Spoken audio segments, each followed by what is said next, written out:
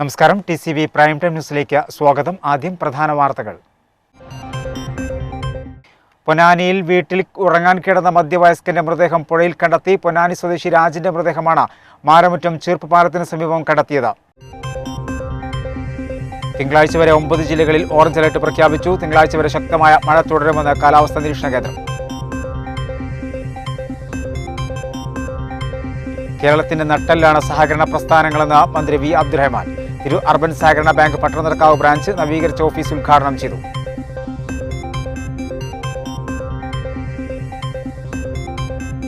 തിരൂർ ബിപിയങ്ങാടിയിൽ വാഹനങ്ങൾ കൂട്ടിയിടിച്ച അപകടത്തിൽപ്പെട്ട ഡ്രൈവറെ തിരൂർ ഫയർഫോഴ്സ് എത്തിയാണ് പുറത്തെടുത്തത്. ശനിയാഴ്ച വൈകിട്ടോടെയാണ് സംഭവം. ആശങ്കയുടെ കൊടുമുടി കയറി കേരളത്തിലെ കോവിഡ് കണക്കുകൾ. 31,265 രോഗികൾ. DPR 18.67%. 21,468 പേർ രോഗമുക്തി നേടി. 153 മരണങ്ങൾ കൂടി. ജില്ലയിലും രോഗികളുടെ എണ്ണം കുറയുന്നില്ല. 3,199 പേർക്ക് രോഗം ബാധിച്ചു. DPR 18.83%. 3,002 പേർക്ക് രോഗമുക്തി.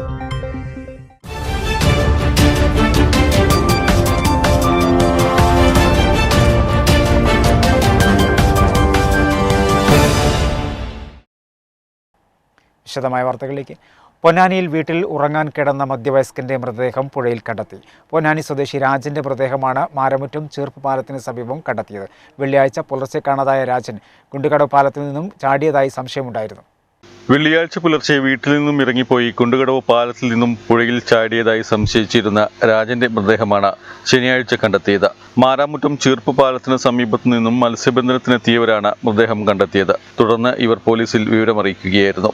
പോലീസും ഫയർഫോഴ്സും സ്ഥലത്തെത്തി പരിശോധന നടത്തിയതിനു ശേഷം പോസ്റ്റ്മോർട്ടത്തിനായി പൊന്നാനി താലൂക്ക് ആശുപത്രിയിലേക്ക് മൃതദേഹം കൊണ്ടുപോയി. വെള്ളിയാഴ്ച പുലർച്ചെ രാജനെ വീട്ടിൽ നിന്നും കാണാതായിരുന്നു. രാജന്റെ വാഹനം പാലത്തിന് മുകളിൽ നിർത്തിയിട്ട നിലയിൽ കണ്ടതാണ് പാലത്തിൽ നിന്നും ചാടിയതായിരിക്കാമെന്ന സംശയങ്ങൾക്ക് കാരണം. ഇതിന്റെ അടിസ്ഥാനത്തിൽ നാട്ടുകാരും പോലീസും ഫയർഫോഴ്സും തിരച്ചിൽ നടത്തുകയായിരുന്നു. രാജൻ മറ്റെവിടെയെങ്കിലും പോയോ എന്നും പോലീസ് അന്വേഷിച്ചിരുന്നു. പൊന്നാനി ഇഴുവത്തുരുത്തി സ്വദേശിയായ രാജൻ ആരോഗ്യവകുപ്പിലെ താൽക്കാലിക ജീവനക്കാരനാണ്. രാജന്റെ മകൻ 1 വർഷം മുമ്പ് ആത്മഹത്യ ചെയ്തിരുന്നു. ഇതേ തുടർന്ന് രാജൻ മാനസികമായി ഏറെ തകർന്നിരുന്നുവെന്ന് അടുപ്പക്കാർ പറയുന്നു. ഈ മനോവിഷമമാകാം ആത്മഹത്യയിലേക്ക് നയിച്ചതെന്നാണ് കരുതുന്നത്. ജലജയാണ് രാജന്റെ ഭാര്യ. ആദിത്യൻ, പരേതനായ അർജുൻ എന്നിവർ മക്കളാണ്. തിങ്കളാഴ്ച വരെ 9 ജില്ലകളിൽ ഓറഞ്ച് അലർട്ട് പ്രഖ്യാപിച്ചു. തിങ്കളാഴ്ച വരെ ശക്തമായ മഴ തുടരുമെന്നാണ് കാലാവസ്ഥാ വകുപ്പിന്റെ പ്രവചനം. മറ്റു ജില്ലകൾ യെല്ലോ അലർട്ടും പ്രഖ്യാപിച്ചു. സംസ്ഥാനത്ത് തിങ്കളാഴ്ച വരെ അതിതീവ്ര മഴയ്ക്കു സാധ്യതയെന്നാണ് കേന്ദ്ര കാലാവസ്ഥാ വകുപ്പ് മുന്നറിയിപ്പ് നൽകിയിട്ടുള്ളത്. ശനി, ഞായർ ദിവസങ്ങളിൽ ഓറഞ്ച് അലർട്ട് പ്രഖ്യാപിച്ചു. 9 ജില്ലകളിൽ അതീവ ജാഗ്രതാ നിർദ്ദേശമായ ഓറഞ്ച് അലർട്ടും 5 ജില്ലകളിൽ യെല്ലോ അലർട്ടും പ്രഖ്യാപിച്ചിട്ടുണ്ട്. ശനിയാഴ്ച എറണാകുളം, ഇടുക്കി, തൃശൂർ, പാലക്കാട്, മലപ്പുറം, വയനാട്, കോഴിക്കോട്, കണ്ണൂർ, കാസർഗോഡ് ജില്ലകളിലും ഞായറാഴ്ച കോട്ടയം, എറണാകുളം, ഇടുക്കി, തൃശൂർ, പാലക്കാട്, മലപ്പുറം, വയനാട്, കോഴിക്കോട്, കണ്ണൂർ ജില്ലകളിലും ഓറഞ്ച് അലർട്ട് പ്രഖ്യാപിച്ചു. അതിശക്തമായ മഴയാണ് ഇവിടങ്ങളിൽ പ്രവചിക്കപ്പെട്ടിട്ടുള്ളത്. ഒറ്റപ്പെട്ട ഇടങ്ങളിൽ 24 മണിക്കൂറിൽ 115.6 മുതൽ 204.4 മില്ലിമീറ്റർ വരെ മഴ ലഭിക്കാനുള്ള സാധ്യതയുണ്ടെന്നാണ് പ്രവചനം. പത്തനംതിട്ട, ആലപ്പുഴ, കോട്ടയം, കാസർഗോഡ് ജില്ലകളിലാണ് ഈ 2 ദിവസം യെല്ലോ അലർട്ട് പ്രഖ്യാപിച്ചിരിക്കുന്നത്. തിങ്കളാഴ്ച ആലപ്പുഴ, കോട്ടയം, ഇടുക്കി, എറണാകുളം, മലപ്പുറം, കോഴിക്കോട്, വയനാട്, കണ്ണൂർ ജില്ലകളിലും യെല്ലോ അലർട്ട് പ്രഖ്യാപിച്ചു. കഴിഞ്ഞ ദിവസങ്ങളിൽ അളവിൽ കൂടുതൽ മഴ ലഭിച്ച പ്രദേശങ്ങളിൽ മഴ തുടരുന്ന സാഹചര്യത്തിൽ താഴ്ന്ന പ്രദേശങ്ങൾ, നദീതീരങ്ങൾ, ഉരുൾപൊട്ടൽ, മണ്ണിടിച്ചിൽ സാധ്യതയുള്ള മലയോര പ്രദേശങ്ങൾ തുടങ്ങിയ ഇടങ്ങളിലുള്ളവർ അതീവ ജാഗ്രത പാലിക്കണമെന്ന് സംസ്ഥാന ദുരന്ത നിവാരണ അതോറിറ്റി അറിയിച്ചു. അതിതീവ്ര മഴ മുന്നറിയിപ്പുള്ള സാഹചര്യത്തിൽ അധികൃതരുടെ നിർദ്ദേശങ്ങൾ അനുസരിച്ച് മാറി താമസിക്കേണ്ട ഇടങ്ങളിൽ അതിനോട് സഹകരിക്കണമെന്നും പൊതുജനങ്ങൾക്ക് നിർദ്ദേശം നൽകി. വിവിധ തീരങ്ങളിൽ കടലാക്രമണം ശക്തമാകാൻ സാധ്യതയുള്ളതിനാൽ അപകട മേഖലകളിൽ താമസിക്കുന്നവർ ജാഗ്രത പാലിക്കണം. ആവശ്യമായ ഘട്ടത്തിൽ മാറി താമസിക്കാനും തയ്യാറാകണം. മത്സ്യബന്ധനോപാധികൾ സുരക്ഷിതമാക്കി വെക്കാനും നിർദ്ദേശിച്ചു. തെറ്റ് ചൂണ്ടിക്കാണിക്കുമ്പോൾ തിരുത്താൻ സർക്കാർ തയ്യാറാകുന്നില്ലെന്ന് VD സതീശൻ. സർക്കാരിന് UDF നിരുപാധിക പിന്തുണയാണ് നൽകുന്നത്. പോരായ്മകൾ ബോധ്യപ്പെടുത്താൻ ശ്രമിക്കുമ്പോൾ സർക്കാർ അവഗണിക്കുകയാണെന്നും സതീശൻ കൂട്ടിച്ചേർത്തു. സർക്കാരിനെ നിശിതമായി വിമർശിക്കുക എന്ന സാമ്പ്രദായിക പ്രതിപക്ഷത്തിനു പകരം വ്യത്യസ്തമായ സമീപനമായിരുന്നു ഇത്തവണ UDFന്റേതെന്ന് VD സതീശൻ പറഞ്ഞു. ജനങ്ങളുടെ പ്രശ്നങ്ങൾ പഠിക്കുകയും അത് നിയമസഭയിൽ അവതരിപ്പിച്ച് പരിഹാരമുണ്ടാക്കുകയുമായിരുന്നു തുടക്കം മുതൽ UDF തുടർന്നു പോന്നത്. എന്നാൽ കോവിഡ് പ്രതിരോധത്തിൽ വലിയ വീഴ്ചയാണ് സർക്കാരിന്റെ ഭാഗത്തു നിന്നുണ്ടാകുന്നതെന്ന് സതീശൻ പറഞ്ഞു. ഗവൺമെന്റ് ചെയ്യുന്ന തെറ്റായ നടപടികളെ ഞങ്ങൾ രൂക്ഷമായി വിമർശിക്കുകയും തലനാരിഴകേറി പരിശോധിക്കുകയും ഗവൺമെന്റിന്റെ തെറ്റ് തിരുത്താൻ വേണ്ടി ശ്രമിക്കുകയും ചെയ്യുന്നു. വളരെ കൃത്യമായ അജണ്ടയോടുകൂടിയാണ് ഞങ്ങൾ പെരുമാറുന്നത്. ഞങ്ങൾക്ക് കിട്ടുന്ന ഓരോ അവസരങ്ങളും കേരളത്തിലെ സാധാരണ മനുഷ്യരുടെ പ്രശ്നങ്ങൾ പരിഹരിക്കാൻ വേണ്ടി ഉപയോഗിക്കുക എന്നുള്ളതാണ് ഞങ്ങൾ തീരുമാനിച്ചിരിക്കുന്നത്. അതിലൊരു വ്യത്യാസം ഉണ്ടാവില്ല. ബഹളങ്ങളുണ്ടാക്കി ഒച്ചപ്പാടുകൾ ഉണ്ടാക്കുക എന്നുള്ളതല്ല. സർക്കാരിനെ വിമർശിക്കും, തീർച്ചയായിട്ടും സർക്കാർ ഏത് തെറ്റ് ചെയ്താലും വിമർശിക്കും. കേരളത്തിലെ കോവിഡ് മരണനിരക്കുകൾ സർക്കാർ ഒളിപ്പിച്ചു വെച്ചപ്പോൾ അതിനെതിരായിട്ട് ഞങ്ങൾ രൂക്ഷമായ വിമർശനം നടത്തി അത് പുറത്തു കൊണ്ടുവരാനുള്ള ശ്രമം നടത്തുന്നു. ഓൺലൈൻ വിദ്യാഭ്യാസം സർക്കാരിൻ്റെ താളക്രമം ഉണ്ടായപ്പോൾ അത് തെറ്റിപ്പോയപ്പോൾ ഞങ്ങൾ ആ വിഷയം നിയമസഭയിൽ ഞങ്ങൾ കൊണ്ടുവന്നു. ഈ കോവിഡ് നിയന്ത്രണവുമായി ബന്ധപ്പെട്ട് അശാസ്ത്രീയമായ നിയന്ത്രണങ്ങൾ ഏർപ്പെടുത്തി കേരളത്തിലെ സാധാരണക്കാരെ ബുദ്ധിമുട്ടിച്ചപ്പോൾ ഞങ്ങൾ ആ വിഷയം കൊണ്ടുവന്നു. കേരളത്തിലെ പാവപ്പെട്ടവനെ, ജീവിക്കാൻ നിവൃത്തിയില്ലാത്തവനെ പെറ്റിയടിച്ച് പോലീസ് ക്രൂരമായി പീഡിപ്പിച്ചപ്പോൾ ഞങ്ങൾ ആ വിഷയം നിയമസഭയിൽ കൊണ്ടുവന്നു. കേരളത്തിലെ ഈ മഹാമാരിയുടെ സാമ്പത്തിക ആഘാതവും അതിൻ്റെ സാമൂഹ്യ ആഘാതവും സംബന്ധിച്ച വിശദമായ പഠനം നടത്തി ഒരു കോവിഡ് ദുരന്ത നിവാരണ കമ്മീഷൻ ഉണ്ടാക്കി ആ പ്രശ്നങ്ങൾ പരിഹരിക്കണം എന്ന് ഞങ്ങൾ ശക്തിയായിട്ട് ആവശ്യപ്പെട്ടു. വാക്സിൻ ചലഞ്ചിലൂടെയും മറ്റുമായി സമാഹരിച്ച കോടിക്കണക്കിന് രൂപ ഉപയോഗിക്കാതിരിക്കുകയാണ്. ഇതുപയോഗിച്ച് കൂടുതൽ വാക്സിനുകൾ ലഭ്യമാക്കി സ്വകാര്യ മേഖലയുടെ സൗകര്യങ്ങൾ കൂടി ഉപയോഗപ്പെടുത്തി വാക്സിനേഷൻ കൂടുതൽ വേഗത്തിലാക്കണമെന്നും അദ്ദേഹം ആവശ്യപ്പെട്ടു. കോവിഡ് പ്രതിരോധത്തിൽ കേരളം വലിയ പരാജയമാണെന്നാണ് കണക്കുകൾ സൂചിപ്പിക്കുന്നത്. ഇന്ത്യയിലെ കോവിഡ് കേസുകളിൽ 68% രോഗികളും കേരളത്തിലാണെന്നത് കേരളത്തിന്റെ കോവിഡ് പ്രതിരോധം ഫലപ്രദമല്ലെന്നതിന് തെളിവാണെന്നും സതീശൻ വ്യക്തമാക്കി. ഞങ്ങൾ വളരെ വ്യക്തമായിട്ട് ഞങ്ങൾ തന്നെ, പ്രതിപക്ഷം വേറെ ആരുമില്ല, ഞങ്ങൾ തന്നെ മുന്നോട്ട് വെച്ചിട്ടുണ്ടല്ലോ. കേരളത്തിലെ കോവിഡ് പ്രതിരോധ നിയന്ത്രണ സംവിധാനങ്ങൾ മുഴുവൻ പരാജയപ്പെട്ടിരിക്കുകയാണ്. ഇന്ന് 38 ലക്ഷം കഴിഞ്ഞു രോഗികളുടെ എണ്ണം. ഇന്ത്യയിലെ ഏറ്റവും കൂടുതൽ TPR ഉള്ള സംസ്ഥാനമായി കേരളം മാറി. ഈ രാജ്യത്തെ ഏറ്റവും 68% രോഗികളും കോവിഡ് രോഗികളും കേരളത്തിലാണ്. പക്ഷെ ഗവൺമെൻറ് മാറ്റാൻ തയ്യാറാവുന്നില്ല. കാരണം മുഖ്യമന്ത്രിക്കോ ആരോഗ്യമന്ത്രിക്കോ ഒന്നും ഇതിൽ ശ്രദ്ധയില്ല. ഇത് കുറച്ച് ഉദ്യോഗസ്ഥന്മാരുടെ കയ്യിലിരിക്കുന്ന കാര്യമാണ്. 3-4 കാര്യങ്ങൾ ഞങ്ങൾ പറഞ്ഞു. ഞങ്ങൾ വെറുതെ ഒരു കാര്യം പറയാറില്ലല്ലോ. ഗവൺമെൻറ് തെറ്റ് തിരുത്താൻ വേണ്ടി ഗവൺമെൻറ്റിൻ്റെ വീഴ്ച ഞങ്ങൾ ചൂണ്ടിക്കാണിച്ചു. ഒന്ന്, ടെസ്റ്റുകൾ നടക്കുന്നുണ്ട് 1.5 ലക്ഷം, 1.70. ഇതിൽ 4-1 ടെസ്റ്റ് മാത്രമാണ് RT-PCR നടക്കുന്നത്. ബാക്കിയെല്ലാം ആൻറ്റിജനാണ്. ആൻറ്റിജൻ ഒരു വിശ്വാസയോഗ്യതയില്ലാത്ത സംഭവമാണ്. ആൻറ്റിജൻ എടുത്ത് നെഗറ്റീവാണെന്ന് പറയുന്ന ആൾ നേരെ ആൾക്കൂട്ടത്തിലേക്ക് ഇറങ്ങി രോഗം പടർത്തിക്കൊണ്ടിരിക്കുകയാണ്. എല്ലാ സംസ്ഥാനങ്ങളും 100% RT-PCR പോയിട്ടും എന്തുകൊണ്ട് കേരളം ഇപ്പോഴും RT-PCR പോകുന്നില്ല? അത് പറയണ്ടേ. രണ്ടാമത്, ഒരാൾക്ക് അസുഖം വന്നാൽ അയാളുടെ കോണ്ടാക്ട് ട്രേസ് ചെയ്യണം. അത് ദേശീയ തലത്തിലുള്ള നിർദ്ദേശം. ഒരാൾക്ക് വന്നാൽ 20 പേരെ ട്രേസ് ചെയ്യണമെന്നാണ്. 1:20 ആണ്, 20 ആണ്. ഈ കേരള ഗവൺമെൻറ് ഇപ്പോൾ ചെയ്യുന്നത് 1:1.5 ആണ്. അതായത് ഒരാൾക്ക് അസുഖം വന്നാൽ ട്രേസ് ചെയ്യുന്നത് 1.5 ആളെ മാത്രമാണ്. രണ്ടാമത്തെ കാര്യം. 3, ഞങ്ങൾ നേരത്തെ പറഞ്ഞത് വീടുകളിൽ കിടക്കാൻ പറയരുത് ആളുകളോട്. കേരളത്തിലെ 80% വീടുകളിലും 1 മുറിയോ 2 മുറിയോ മാത്രമുള്ള വീടുകളാണ്. VS ജോയിയെ DCC അധ്യക്ഷനാക്കുന്നതിൽ പ്രാദേശിക ഘടകത്തിന് എതിർപ്പ്. കെ സുധാകരൻ നൽകിയ പട്ടികയിൽ ജോയിയുടെ പേരാണ് ഉൾപ്പെട്ടിട്ടുള്ളത്. എന്നാൽ A ഗ്രൂപ്പ് ഇതിനെതിരെ ഹൈക്കമാൻഡിന് പരാതി നൽകിയിട്ടുണ്ട്. ഇതോടെ ആര് അധ്യക്ഷ സ്ഥാനത്തേക്ക് എത്തുമെന്ന ആകാംക്ഷയിലാണ് നിലമ്പൂരുകാർ. DCC അധ്യക്ഷനെ നിശ്ചയിക്കുന്ന കാര്യത്തിൽ ജില്ലയിലെ കോൺഗ്രസ് നേതൃത്വവും സംസ്ഥാന നേതൃത്വവും ഇപ്പോഴും 2 തട്ടിൽ നിൽക്കുകയാണ്. ഇതോടെ അധ്യക്ഷ പ്രഖ്യാപനവും വൈകുന്നു. KPCC president K Sudhakaran Congress അധ്യക്ഷ സോണിയാഗാന്ധിക്ക് കൈമാറിയ DCC പ്രസിഡന്റുമാരുടെ പട്ടികയിൽ നിലവിലെ KPCC ജനറൽ സെക്രട്ടറി VS ജോയിയുടെ പേരാണ് ഉൾപ്പെട്ടിട്ടുള്ളത്. എന്നാൽ ഇക്കാര്യത്തിൽ A ഗ്രൂപ്പ് ഹൈക്കമാൻഡിനെ അതൃപ്തി അറിയിച്ചിട്ടുണ്ട്. A ഗ്രൂപ്പിന്റെ അതൃപ്തി നിലനിൽക്കുന്നതിനാൽ തന്നെ അവസാന നിമിഷത്തിൽ മാറ്റമുണ്ടാകുമെന്ന പ്രതീക്ഷയിലാണ് ആര്യാടൻ ഷൗക്കത്തിനെ പിന്തുണയ്ക്കുന്നവർ. VS ജോയി പ്രസിഡന്റായാലും ആര്യാടൻ ഷൗക്കത്ത് പ്രസിഡന്റായാലും DCCയുടെ അമരത്തേക്ക് എത്തുക നിലമ്പൂരുകാരൻ തന്നെയാകുമെന്നതാണ് നിലമ്പൂരിലെ കോൺഗ്രസുകാരുടെ ആകാംക്ഷ ഉയരാൻ കാരണം. ഇരുവരും നിലമ്പൂരുകാർ എന്നത് മാത്രമല്ല A ഗ്രൂപ്പുകാരാണെന്നതും ആകാംക്ഷയ്ക്ക് കാരണമാകുന്നു. മലപ്പുറത്ത് A ഗ്രൂപ്പിൽ 2 ഗ്രൂപ്പുകൾ ഉണ്ടാവുകയും I ഗ്രൂപ്പിൽ നിന്നും KC Venugopal പക്ഷത്തേക്ക് AP Anilkumar MLA കൂറുമാറുകയും ചെയ്തതോടെ നിലവിൽ കോൺഗ്രസിൽ ജില്ലയിൽ 3 ഗ്രൂപ്പുകളാണുള്ളത്. എന്തായാലും DCC പ്രസിഡന്റിനെ പ്രഖ്യാപിക്കും വരെ നിലമ്പൂരിലെ കോൺഗ്രസുകാർ മുൾമുനയിൽ തന്നെയായിരിക്കും. കേരയിൽ പദ്ധതി ജനങ്ങളുടെ ആശങ്ക അകറ്റണമെന്നാവശ്യപ്പെട്ട north east Thrikkandiyur residents welfare association നെറ്റ്വേയുടെ നേതൃത്വത്തിൽ മന്ത്രി V അബ്ദുറഹ്മാൻ നിവേദനം നൽകി. തൃക്കണ്ടിയൂർ വില്ലേജുകളിലൂടെ കടന്നുപോകുന്ന നിർദ്ദിഷ്ട Thiruvananthapuram Kasaragod silver line semi high speed rail corridor കേരയിൽ പദ്ധതിയുമായി ബന്ധപ്പെട്ട് തൃക്കണ്ടിയൂർ പ്രദേശവാസികളുടെ ആശങ്ക അകറ്റണമെന്ന് ആവശ്യപ്പെട്ടുകൊണ്ടാണ് റെയിൽവേ ചുമതലയുള്ള വകുപ്പ് മന്ത്രി V Abdurahman north east Thrikkandiyur residents welfare association നിവേദനം നൽകിയത്.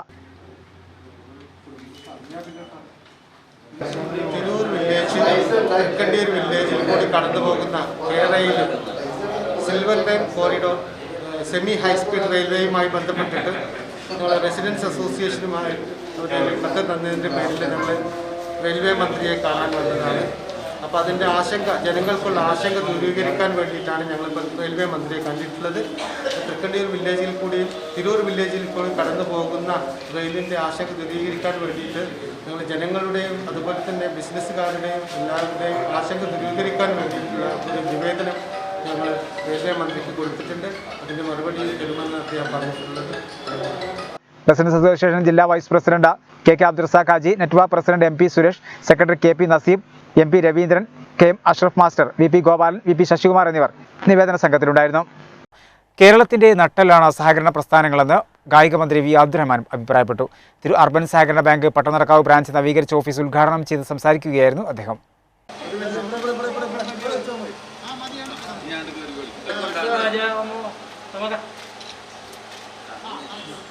രാജ്യത്തെ തന്നെ മികച്ച ബാങ്കായി കേരള ബാങ്ക് മാറാൻ പോവുകയാണ്.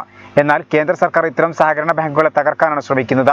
കേന്ദ്ര സർക്കാരിന്റെ നീക്കത്തെ ചെറുത്തുതോൽപ്പിക്കാൻ കേരളത്തിലെ സഹകാരികൾക്ക് കഴിയും.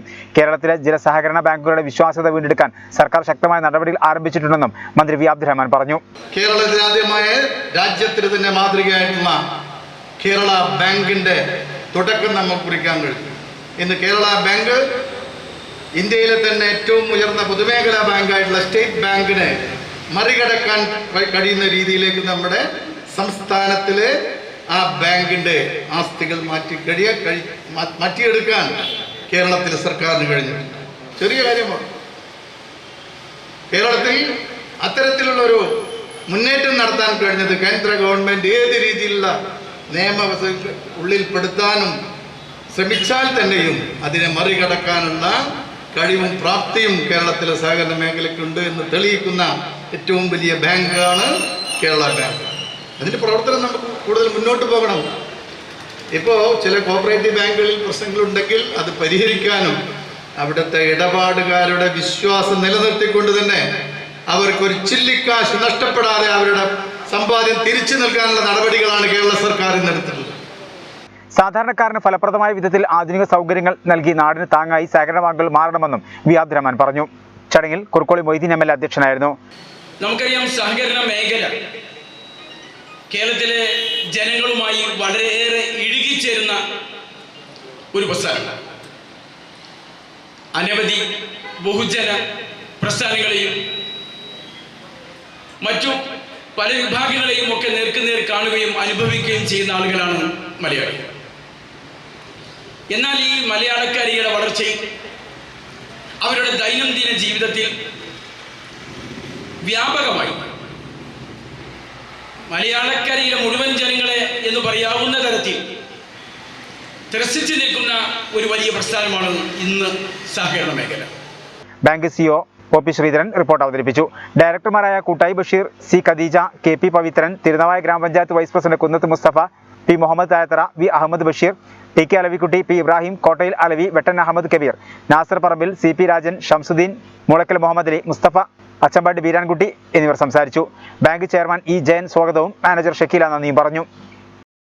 ചരിത്രരേഖകളിൽ നിന്നും വാഗൺ കൂട്ടക്കുരുതിയിൽ രക്തസാക്ഷികളായവരുടെ പേരുകൾ നീക്കം ചെയ്യാനുള്ള കേന്ദ്ര സർക്കാരിന്റെ നീക്കത്തിൽ പ്രതിഷേധിച്ച് മുസ്ലിം ലീഗ് പ്രവർത്തകർ തിരൂരിൽ പ്രകടനം നടത്തി. കോരങ്ങത്ത് ജുമാ മസ്ജിദ് പരിസരത്ത് നിന്നും ആരംഭിച്ച പ്രകടനം ബസ് സ്റ്റാൻഡ് പരിസരത്ത് സമാപിച്ചു.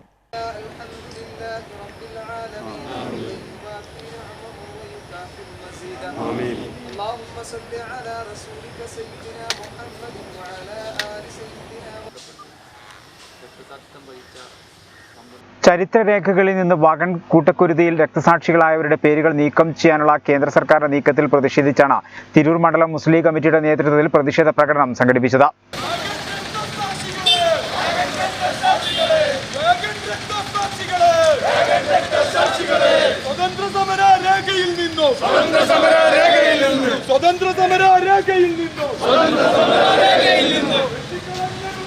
കോരങ്ങത്ത് ജുമാ മസ്ജിദ് വാഗൺ രക്തസാക്ഷികളുടെ ഖബർ സിയാറത്തിന് ശേഷമാണ് പ്രകടനം ആരംഭിച്ചത്. നഗരം ചുറ്റി ബസ് സ്റ്റാൻഡിൽ സമാപിച്ചു.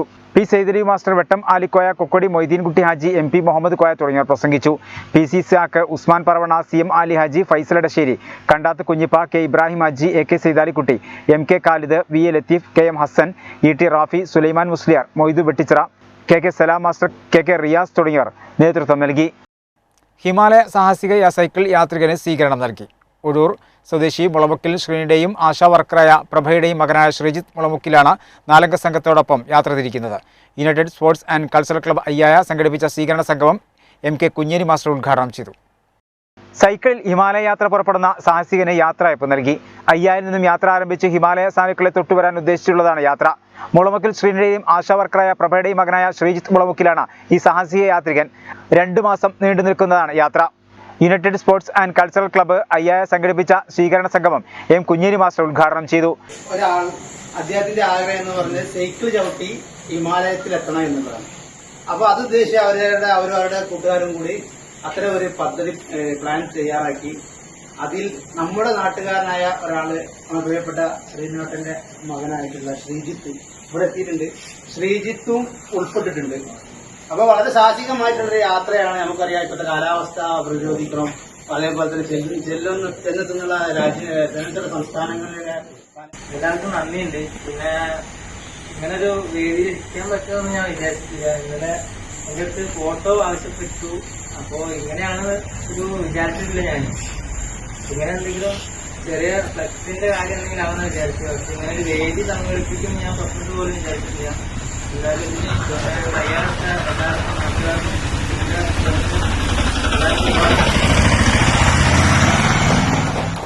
ഏസ്റ്റൺ ചെയർമാൻ ജർഷാദ് ഷെരീഫ് മലബാർ, അപർണ റജി, എൽദോ, നുസൈബ്, ക്ലബ് ഭാരവാഹികളായ സഫ്വാൻ, അബ്രാർ, ബാവ, റഫീഖ്, അഷ്റഫ്, റാഷിദ്, ഗഫൂർ, ഹംസ, സുലൈമാൻ തുടങ്ങിയവർ സംബന്ധിച്ചു.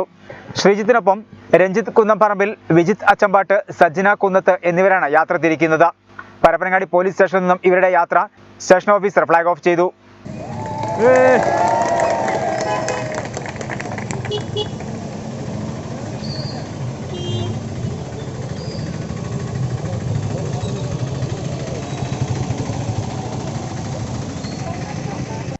തിരൂർ നഗരസഭയിൽ ജനകീയ മത്സ്യകൃഷി പദ്ധതിക്ക് തുടക്കമായി. 10 സെന്റിൽ താഴെയുള്ള കുളങ്ങളിലെ മത്സ്യകർഷകർക്ക് മത്സ്യക്കുഞ്ഞുങ്ങളെ വിതരണം ചെയ്തു. തിരൂർ നഗരസഭയും സംസ്ഥാന ഫിഷറീസ് വകുപ്പും കൈകോർത്ത് നഗരസഭയിൽ ജനകീയ മത്സ്യകൃഷി വ്യാപകമാക്കുന്നു. 10 സെന്റിൽ താഴെയുള്ള കുളങ്ങളിലെ മത്സ്യകർഷകർക്ക് മത്സ്യക്കുഞ്ഞുങ്ങളെ വിതരണം ചെയ്തു. 28 മത്സ്യകർഷകർക്കാണ് കാർപ്പ് ഇനങ്ങളിൽപ്പെട്ട രോഹു മത്സ്യക്കുഞ്ഞുങ്ങളെ വിതരണം ചെയ്തത്. നഗരസഭാ അധ്യക്ഷ AP നസീമ ഉദ്ഘാടനം ചെയ്തു.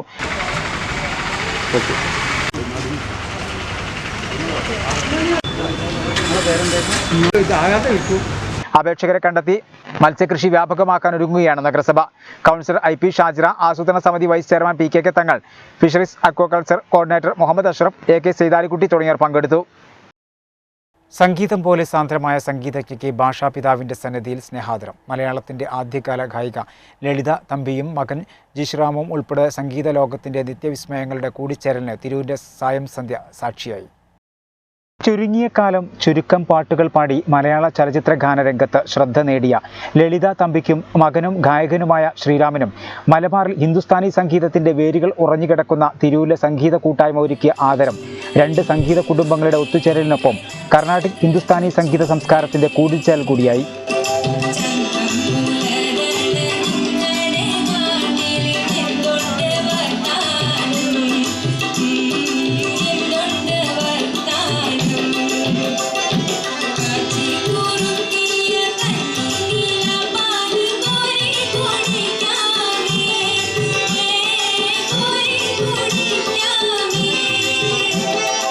തിരൂർ സാമൻ റെസിഡൻസിയിലാണ് സംഗീതത്തിലെ നിത്യവിസ്മയങ്ങളുടെ കൂടിച്ചേരലിന് വേദിയൊരുക്കിയത്.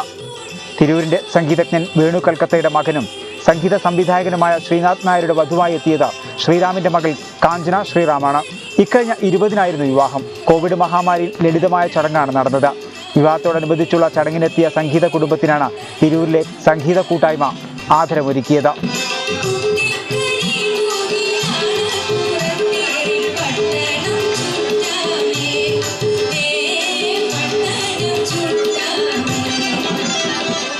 കോവിഡ് പ്രോട്ടോകോൾ പാലിച്ച് നടന്ന ചടങ്ങിൽ ലളിത തമ്പിയെ പൊന്നാനി MLA P നന്ദകുമാർ പൊന്നാട അണിയിച്ച് ആദരിച്ചു.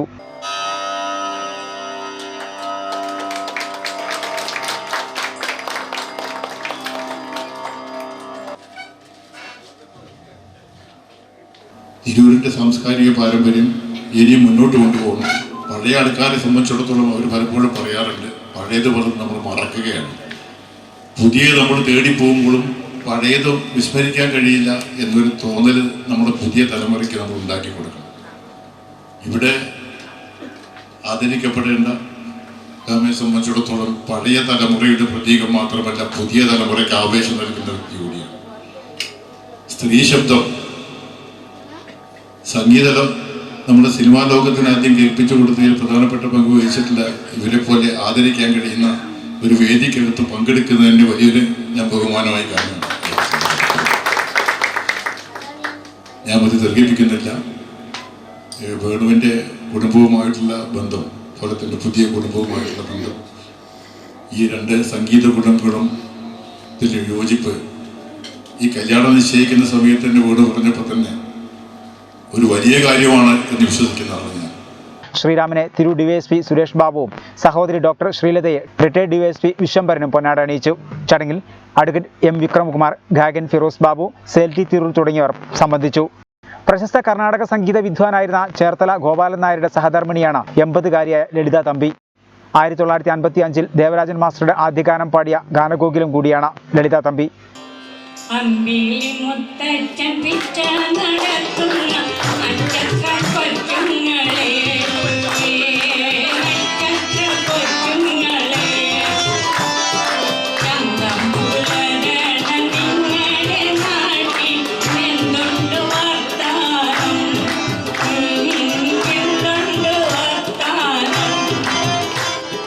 മകൻ ശ്രീറാം മലയാള സിനിമയുടെ പിതാവായ JC ഡാനിയലിന്റെ ജീവിതം ആസ്പദമാക്കി കമൽ സംവിധാനം ചെയ്ത സെല്ലുലോയിഡ് എന്ന ചിത്രത്തിലെ കാറ്റേ കാറ്റേ നീ പൂക്കാമരത്തിൽ എന്ന ഹിറ്റ് ഗാനം പാടി ശ്രദ്ധ നേടിയ ഗായകനാണ്. ആകാശവാണിയിൽ കണ്ടതും കേട്ടതും കാർട്ടൂൺ പ്രോഗ്രാമിലൂടെ അമ്മാവന് 20 വർഷമായി ശബ്ദം നൽകി വന്നിരുന്നതും ശ്രീറാമായിരുന്നു. പിന്നീട് സംഗീതത്തിലേക്ക് ശ്രദ്ധ കേന്ദ്രീകരിക്കുകയായിരുന്നു. തിരൂരിന്റെ മരുമകൾ കൂടിയായ ശ്രീറാമിന്റെ മകൾ കാഞ്ചന ശ്രീറാം ചിത്രക്കുഴൽ, കവിയുടെ ഉസിയത്ത് എന്നീ ചിത്രങ്ങൾ ഇതിനോടകം പാടിയിട്ടുണ്ട്. സുന്ദരൻ തിരൂർ, മനോജ് ചമ്രവട്ടം, ഷിയാബ് ബാബു, മനോജ് ചന്ദ് എന്നിവർ ഇവരുടെ ഗാനങ്ങൾക്ക് പശ്ചാത്തലമൊരുക്കി. തിരൂർ ബിപിയങ്ങാടിയിൽ വാഹനങ്ങൾ കൂട്ടിയിടിച്ച അപകടത്തിൽപ്പെട്ട ഡ്രൈവറെ തിരൂർ ഫയർഫോഴ്സ് എത്തിയാണ് പുറത്തെടുത്തത്. ശനിയാഴ്ച വൈകിട്ടോടെയാണ് അപകടം നടന്നത്. ബിപിയങ്ങാടി ബൈപ്പാസ് റോഡിൽ വൈകിട്ടോടെയാണ് അപകടം നടന്നത്. താനൂരിൽ നിന്നും കുറ്റിപ്പുറം ഭാഗത്തേക്ക് പോകായിരുന്ന KL55X1321 നമ്പർ ടിപ്പർ ലോറിയും ചമ്രവട്ടത്ത് നിന്ന് തിരൂരിലേക്ക് വരികയായിരുന്ന മിനി ലോറിയും തമ്മിലാണ് കൂട്ടിയിടിച്ചത്. അപകടത്തിൽ പരിക്കേറ്റ് വാഹനത്തിനുള്ളിൽ കുടുങ്ങിയ ടിപ്പർ ലോറിയിലെ ഡ്രൈവർ ചെമ്പിക്കൽ സ്വദേശി റഷീദിനെ തിരൂർ ഫയർഫോഴ്സ് എത്തിയാണ് പുറത്തെടുത്തത്. ഇയാളെ തിരൂർ ജില്ലാ ആശുപത്രിയിൽ പ്രവേശിപ്പിച്ചു. 1 മണിക്കൂറോളം ഗതാഗതം തടസ്സപ്പെട്ടു. JCB ഉപയോഗിച്ച് അപകടത്തിൽപ്പെട്ട ടിപ്പർ ലോറി മാറ്റി ഗതാഗതം പുനഃസ്ഥാപിച്ചു. താനാളൂർ പഞ്ചായത്തിലെ 17-ാം വാർഡ് ആലിൻചുവട് നിവാസികളുടെ റോഡെന്ന സ്വപ്നം യാഥാർത്ഥ്യത്തിലേക്ക്. 3 സ്റ്റാർ ചന്ദ്രന്റെ കുടുംബം റോഡിനാവശ്യമായ ഭൂമി സൗജന്യമായി വിട്ടുനൽകിയതോടെയാണ് റോഡ് യാഥാർത്ഥ്യമാകുന്നത്. വിട്ടുനൽകിയ ഭൂമിയുടെ രേഖ കായികമന്ത്രി V അബ്ദുറഹ്മാന് കുടുംബം കൈമാറി. റോഡ് കോൺക്രീറ്റ് ചെയ്യുന്നതിന് ആവശ്യമായ ഫണ്ട് അനുവദിക്കുമെന്നും മന്ത്രി ഉറപ്പ് നൽകി. താനാളൂർ പഞ്ചായത്തിലെ 17-ാം വാർഡിൽ ഉൾപ്പെട്ട ആലിൻചുവടിന് തെക്കുവശത്തായി 45 കുടുംബങ്ങളിലായി 300ഓളം ആളുകളാണ് താമസിക്കുന്നത്. ഈ പ്രദേശത്തേക്ക് ഗതാഗത സൗകര്യമില്ലാത്തത് വളരെ കാലമായി ചർച്ച ചെയ്യപ്പെട്ടതാണ്. പഞ്ചായത്തിന്റെ ഭാഗത്തുനിന്ന് പല ശ്രമങ്ങൾ നടത്തിയിരുന്നുവെങ്കിലും എല്ലാം വിഫലമാവുകയായിരുന്നു. എന്നാൽ വളരെ വിലമതിപ്പുള്ള പ്രദേശത്തെ ഭൂമിയിൽ നിന്ന് റോഡ് വെട്ടുന്നതിന് ആവശ്യമായ ഭൂമി താനൂരിലെ 3 സ്റ്റാർ ചന്ദ്രന്റെ കുടുംബം ഗ്രാമപഞ്ചായത്തിന് വിട്ടു നൽകുകയായിരുന്നു. ഈ ഭൂമി ലഭ്യമായതോടുകൂടി 300-ലധികം ആളുകൾക്കാണ് ഗതാഗത സൗകര്യം ഒരുങ്ങുന്നത്. താനാളൂർ പഞ്ചായത്തിലെ പ്രധാന ഭാഗത്ത് സ്ഥിതി ചെയ്യുന്ന ഈ ഭൂമി സൗജന്യമായാണ് കുടുംബം റോഡിനായി വിട്ടു നൽകിയത്.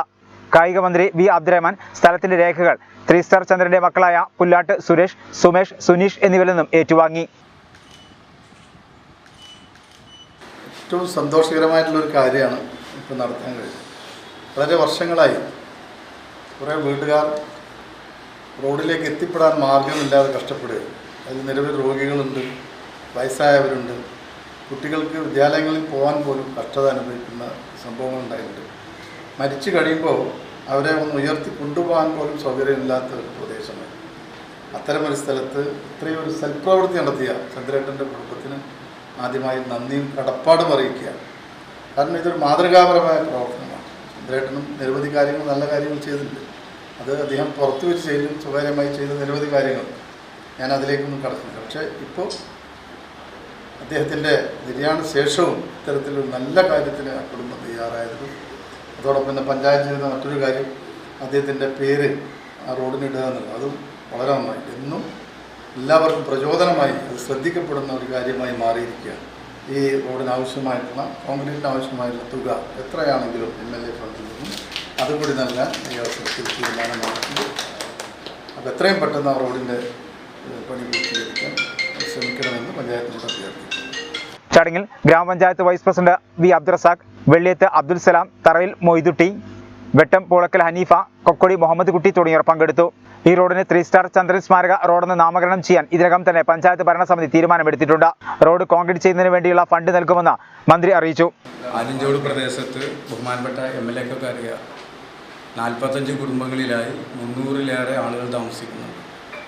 അവരുടെ വീടുകളിലേക്ക് 3 അടി വഴി മാത്രമാണ് പല വീടുകളിലേക്ക് ഉണ്ടായിരുന്നത്. ചില വീടുകളിലേക്ക് വഴിയും ഉണ്ടായിരുന്നില്ല.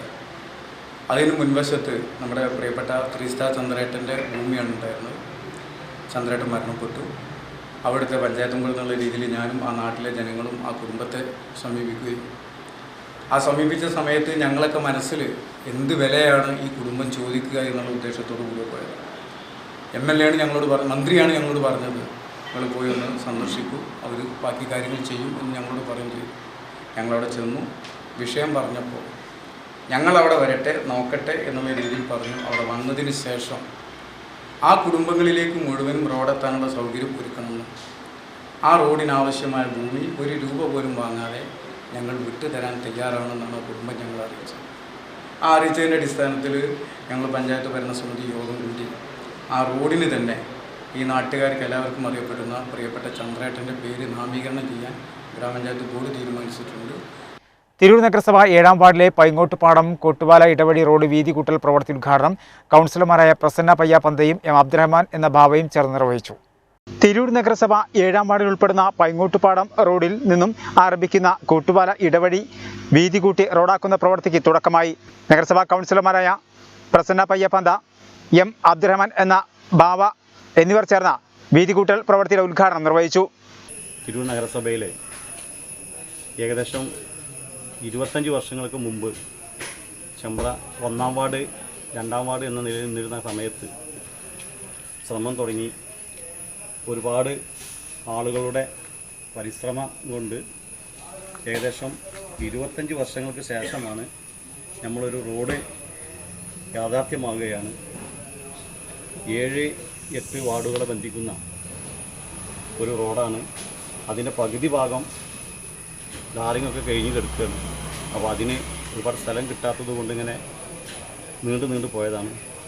ഇപ്പം അതിൻ്റെ അടുത്തുള്ള ഒരു സഹോദരൻ്റെ മനസ്സുകൊണ്ട് ഫ്രീ ആയിട്ട് ആ റോഡിന് വേണ്ട സ്ഥലം വിട്ടു തരികയും അതിൻ്റെ ശ്രമം കൊണ്ട് ഇന്ന് ആ റോഡിൻ്റെ പണി തുടങ്ങിയിരിക്കുകയാണ്. നീണ്ട 25 വർഷത്തെ കാലത്ത് നാട്ടുകാരുടെ സ്വപ്നമാണ് ഇതോടുകൂടി സാക്ഷാത്കരിക്കുന്നത്. പ്രദേശത്തെ വാക്കിൽ അംസ സ്ഥലം വിട്ടു നൽകിയതോടെയാണ് റോഡെന്ന സ്വപ്നം യാഥാർത്ഥ്യത്തിലേക്ക് നീങ്ങിയത്. ജനകീയ കൂട്ടായ്മയിലാണ് റോഡ് നിർമ്മാണം നടക്കുന്നത്. നാസർ മുപ്പൻ, നെടിൽ മുസ്തഫ, അരുൺ ചമ്ര, അബ്ദു പാറയിൽ, N. അംസക്കുട്ടി മാസ്റ്റർ, നിശാന്ത് എന്നിവർ നേതൃത്വം നൽകി. വരച്ച വരയിലൂടെ നിങ്ങൾ അനുഗമിക്കുന്ന റോബോട്ടിനെ വികസിപ്പിച്ച് 10ാം ക്ലാസ് വിദ്യാർത്ഥികൾ. ആശുപത്രികളിലെ മരുന്ന് വിതരണം, ഹോട്ടലുകളിലെ ഭക്ഷണ വിതരണം തുടങ്ങിയ കാര്യങ്ങൾ കൂടുതൽ സുഖകരമാക്കുന്ന സംവിധാനമാണിത്. കുറ്റിപ്പുറം MES കോളേജിൽ നടന്ന മത്സരത്തിൽ 1-ാം സ്ഥാനം കരസ്ഥമാക്കിയതും ഈ മിടുക്കന്മാരുടെ കണ്ടുപിടുത്തമായിരുന്നു.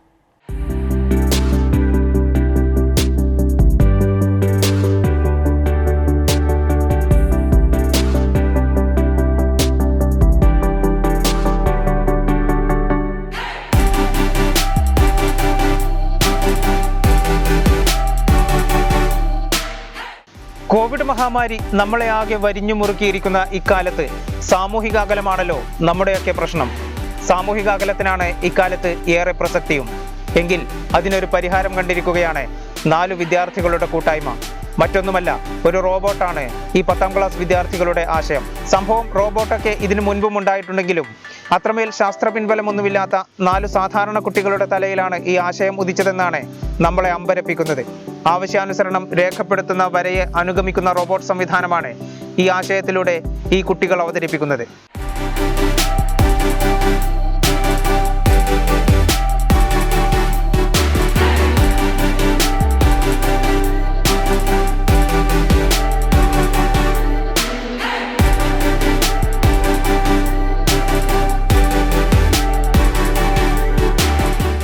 തിരൂരങ്ങാടി ചെറുമുക്കിലെ ഹംബോട്ട് ടെക് അസിസ്റ്റ വിദ്യാർത്ഥികളായ മുഹമ്മദ് അഫൽ, മുഹമ്മദ് നിഹാൽ, മുഹമ്മദ് ജസീം, മുഹമ്മദ് അസ്ലഹ് എന്നീ വിദ്യാർത്ഥികളാണ് ഈ ആശയം അവതരിപ്പിച്ചത്.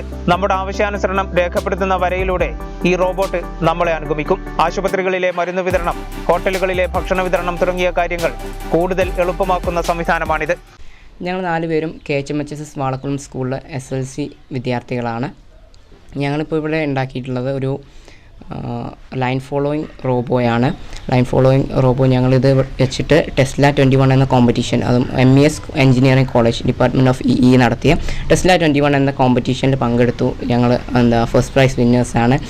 അപ്പോൾ ഇതുകൊണ്ട് ഞങ്ങളിനി ഉദ്ദേശിക്കുന്നത് ഇതിനി ഹോസ്പിറ്റലിലും റെസ്റ്റോറൻറ്റ്സിലും അങ്ങനെ കുറച്ച് കാര്യങ്ങളൊക്കെ യൂസ് ചെയ്യാൻ. ഹോസ്പിറ്റൽസിലാണെങ്കിൽ ഇനി മെഡിസിൻ സപ്ലൈ ചെയ്യാൻ, പേഷ്യൻസിന് എത്തിച്ചു കൊടുക്കാനും, ഡോക്ടേഴ്സിന് ഒപ്പം നഴ്സിന് പകരം പറഞ്ഞേക്കാൻ, പിന്നെ റെസ്റ്റോറൻറ്റ്സിലൊക്കെ ആണെങ്കിൽ നമ്മൾ ഫുഡ് സെർവ് ചെയ്യാൻ, പ്ലേറ്റ് ഗ്ലാസ്സുകൾ അങ്ങോട്ടും ഇങ്ങോട്ടും എത്തിക്കാനും കാര്യങ്ങളൊക്കെ ഈ റോബോ ഇനി ഫ്യൂച്ചറിസ്റ്റിക്കായിട്ട് യൂസ് ചെയ്യാനാണ് ഞങ്ങൾ ഉദ്ദേശിക്കുന്നത്.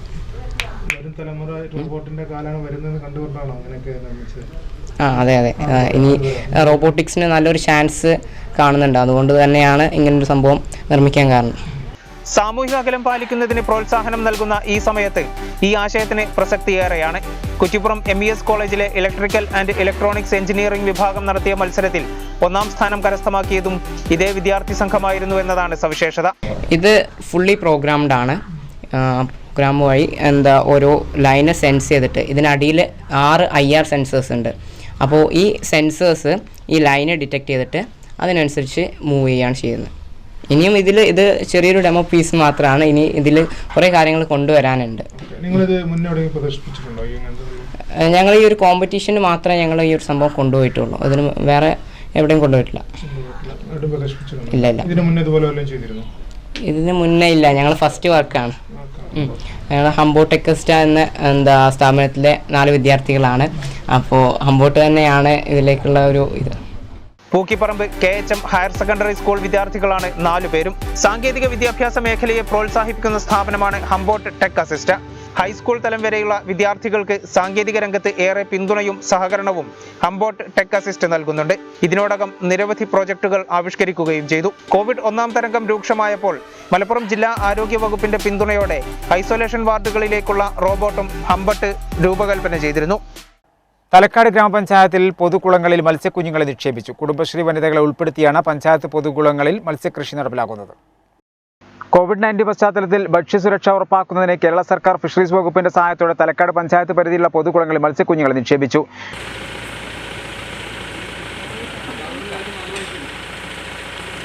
കുടുംബശ്രീ വനിതകളെ ഉൾപ്പെടുത്തിയാണ് പഞ്ചായത്ത് പൊതുകുളങ്ങളിൽ മത്സ്യകൃഷി നടപ്പിലാക്കുന്നത്. Panchayat president P. Pushpa, vice president K. Babu എന്നിവർ കുളങ്ങളിൽ മത്സ്യക്കുഞ്ഞുങ്ങളെ നിക്ഷേപിച്ചു. വാർഡ് 18 രാമകുളം, വാർഡ് 12 കോട്ടത്തറ കുളം, 8ാം വാർഡിലെ നീറ്റിക്കുളം, 2ാം വാർഡിലെ കോട്ടക്കുളം എന്നിവിടങ്ങളിലാണ് മത്സ്യക്കുഞ്ഞുങ്ങളെ നിക്ഷേപിച്ചത്. പഞ്ചായത്ത് അംഗങ്ങളായ Moideen, Mohandas, Kunjumoideen, Asmabi, Chithra, fisheries aquaculture promoter Muhammad Ashraf, Shaji, Rakesh തുടങ്ങിയവർ പങ്കെടുത്തു.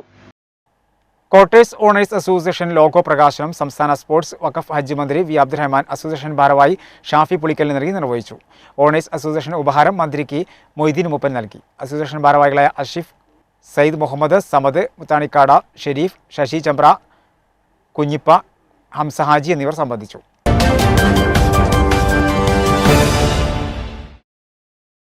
വാർത്തകൾ തുടർന്നു. കേരളത്തിൽ തുടർച്ചയായ 4ാം ദിവസവും കോവിഡ് കേസുകൾ 30,000-ന് മുകളിൽ. 31,265 പേർക്ക് കോവിഡ് സ്ഥിരീകരിച്ചു. 1,67,497 സാമ്പിളുകൾ പരിശോധിച്ചപ്പോൾ DPR 18.67%. 21,468 പേർ രോഗമുക്തി നേടി. 153 മരണങ്ങൾ കൂടി സ്ഥിരീകരിച്ചു. ആകെ മരണം 20,466 ഇന്ന് 31,265 പേർക്കാണ് രോഗബാധ സ്ഥിരീകരിച്ചത്. 1,67,497 പരിശോധനയാണ് ഇന്ന് നടന്നത്. കോവിഡ് ബാധിച്ച് മരണമടഞ്ഞവരുടെ എണ്ണം ഇന്ന് 153 ആണ്. 2,04,896 പേരാണ് ഇപ്പോൾ ചികിത്സയിലുള്ളത്. സംസ്ഥാനത്ത് ഇന്ന് 31,265 പേർക്കാണ് കോവിഡ് സ്ഥിരീകരിച്ചത്. തൃശൂർ 3,957, എറണാകുളം 3,807, കോഴിക്കോട് 3,292, മലപ്പുറം 3,199, കൊല്ലം 2,751, പാലക്കാട് 2,488, തിരുവനന്തപുരം 2,360, ആലപ്പുഴ 1,943, കോട്ടയം 1,680, കണ്ണൂർ 1643, പത്തനംതിട്ട 1229, വയനാട് 1204, ഇടുക്കി 1171, കാസർഗോഡ് 521 എന്നിങ്ങനെയാണ് ജില്ലകളിൽ നിന്ന് രോഗബാധ സ്ഥിരീകരിച്ചത്. കഴിഞ്ഞ 24 മണിക്കൂറിനിടെ 1,67,497 സാമ്പിളുകളാണ് പരിശോധിച്ചത്. ടെസ്റ്റ് പോസിറ്റിവിറ്റി നിരക്ക് 18.67 ആണ്. കഴിഞ്ഞ ദിവസങ്ങളുണ്ടായ 153 മരണങ്ങളാണ് കോവിഡ് മൂലമാണെന്ന് ഇന്ന് സ്ഥിരീകരിച്ചത്. ഇതോടെ ആകെ മരണം 20,466 ആയി. ഇന്ന് രോഗം സ്ഥിരീകരിച്ചവരിൽ 120 പേർ സംസ്ഥാനത്തിന് പുറത്തുനിന്നും വന്നവരാണ്. 29,891 പേർക്ക് സമ്പർക്കത്തിലൂടെയാണ് രോഗം ബാധിച്ചത്. 1,158 പേരുടെ സമ്പർക്ക ഉറവിടം വ്യക്തമല്ല. 96 ആരോഗ്യ പ്രവർത്തകർക്കാണ് ഇന്ന് രോഗം ബാധിച്ചത്. രോഗം സ്ഥിരീകരിച്ച് ചികിത്സയിലായിരുന്ന 21,468 പേർ രോഗമുക്തി നേടി. ജില്ലയിലും രോഗികളുടെ എണ്ണം കുറവില്ലാതെ തുടർന്നു. 3,199 പേർക്കാണ് രോഗം ബാധിച്ചത്. 18.83% DPR രേഖപ്പെടുത്തി. 3,002 പേർ കൂടി രോഗമുക്തരായി. ജില്ലയിൽ ഇതുവരെ 2,023 പേരാണ് കോവിഡ് ബാധിച്ചു മരിച്ചത്. ജില്ലയിൽ ശനിയാഴ്ച 18.83% കോവിഡ് ടെസ്റ്റ് പോസിറ്റിവിറ്റി രേഖപ്പെടുത്തിയത്. 3,199 പേർക്കാണ് ശനിയാഴ്ച വൈറസ് ബാധ സ്ഥിരീകരിച്ചത്. 3,002 പേർ കോവിഡ് ബാധയ്ക്ക് ശേഷം രോഗമുക്തരായി. ഇതോടെ വിദഗ്ധ പരിചരണത്തിന് ശേഷം ജില്ലയിൽ കോവിഡ് മുക്തരായി സാധാരണ ജീവിതത്തിലേക്ക് തിരിച്ചെത്തിയവരുടെ എണ്ണം 4,55,768 പേരായി. രോഗബാധ സ്ഥിരീകരിച്ചവരിൽ 3,119 പേർ രോഗികളുമായി നേരിട്ടുള്ള സമ്പർക്കത്തിലൂടെയാണ് വൈറസ് ബാധിതരായത്. 39 പേർക്ക് വൈറസ് ബാധ ഉണ്ടായതിന്റെ ഉറവിടം കണ്ടെത്താനായിട്ടില്ല. ആരോഗ്യ പ്രവർത്തകർക്കും വിദേശത്തു നിന്നെത്തിയവർക്കും ശനിയാഴ്ച കോവിഡ് ബാധ സ്ഥിരീകരിച്ചിട്ടില്ല. ഇതര സംസ്ഥാനങ്ങളിൽ നിന്ന് ജില്ലയിൽ തിരിച്ചെത്തിയ 41 പേർക്ക് രോഗബാധ സ്ഥിരീകരിച്ചിട്ടുണ്ട്. ജില്ലയിൽ ഇതുവരെ 2,023 പേരാണ് കോവിഡ് ബാധിതരായി മരിച്ചത്. സുഭിക്ഷ കേരളം പദ്ധതിയുടെ ഭാഗമായി വിവിധ പഞ്ചായത്തുകൾ പൊതുകുളങ്ങളിൽ മത്സ്യകൃഷി പദ്ധതിയിൽ മത്സ്യക്കുഞ്ഞുങ്ങളെ നിക്ഷേപിച്ചു. സുഭിക്ഷ കേരളം പദ്ധതി 2021-22 ഭാഗമായി പുറത്തൂർ മത്സ്യഭവന് കീഴിൽ വരുന്ന 10 തദ്ദേശ സ്വയംഭരണ സ്ഥാപനങ്ങളിലായി 57 പൊതുകുളങ്ങളിലായി 12,920 മത്സ്യക്കുഞ്ഞുങ്ങൾ നിക്ഷേപിച്ചു. വിവിധ പഞ്ചായത്തുകളിലായി പഞ്ചായത്ത് പ്രസിഡന്റുമാർ, വൈസ് പ്രസിഡന്റുമാർ, വാർഡ് മെമ്പർമാർ എന്നിവരുടെ സാന്നിധ്യത്തിൽ പ്രൊജക്ട് കോർഡിനേറ്റർ, പ്രൊമോട്ടർമാർ എന്നിവർ ചേർന്നാണ് നിർവഹിച്ചത്. സേവന വേതന വ്യവസ്ഥകൾ അംഗീകരിക്കുന്നില്ലെന്നാരോപിച്ച് സൂചനാ സമരം നടത്തി. AKG AITU യൂണിയൻ ജില്ലാ പ്രസിഡന്റ് ബാലകൃഷ്ണൻ ചുള്ളിയത്ത് ഉദ്ഘാടനം ചെയ്തു. തിരുപ്രകാശ് ഗ്യാസ് ഏജൻസിക്ക് മുമ്പിലാണ് പ്രതിഷേധം സംഘടിപ്പിച്ചത്.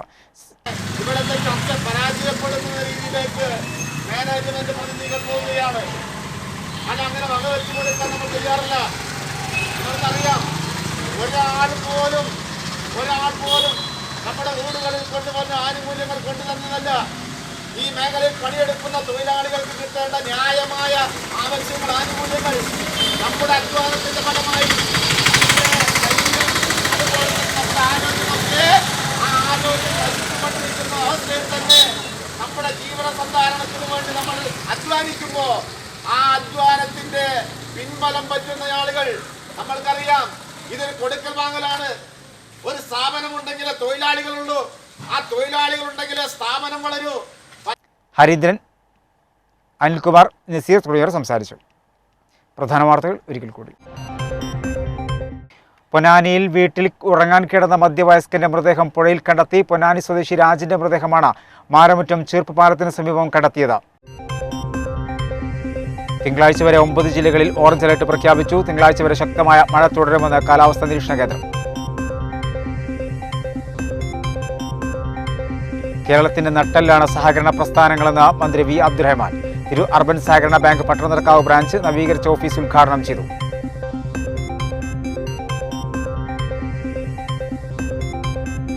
തിരു ബിപിയങ്ങാടിയിൽ വാഹനങ്ങൾ കൂട്ടിയിടിച്ച അപകടത്തിൽപ്പെട്ട ഡ്രൈവറെ തിരു ഫയർഫോഴ്സ് എത്തിയാണ് പുറത്തെടുത്തത്. ശനിയാഴ്ച വൈകിട്ടോടെയാണ് സംഭവം. ആശങ്കയുടെ കൊടുമുടി കയറി കേരളത്തിലെ കോവിഡ് കണക്കുകൾ. 31,265 രോഗികൾ. DPR 18.67%. 21,468 പേർ രോഗമുക്തി നേടി. 153 മരണങ്ങൾ കൂടി. ജില്ലയിലും രോഗികളുടെ എണ്ണം കുറയുന്നില്ല. 3,199 പേർക്ക് രോഗം ബാധിച്ചു. DPR 18.83%. 3,002 പേർക്ക് രോഗമുക്തി. ഇതോടുകൂടി വാർത്തകൾ സമാപിക്കുന്നു. നന്ദി, നമസ്കാരം.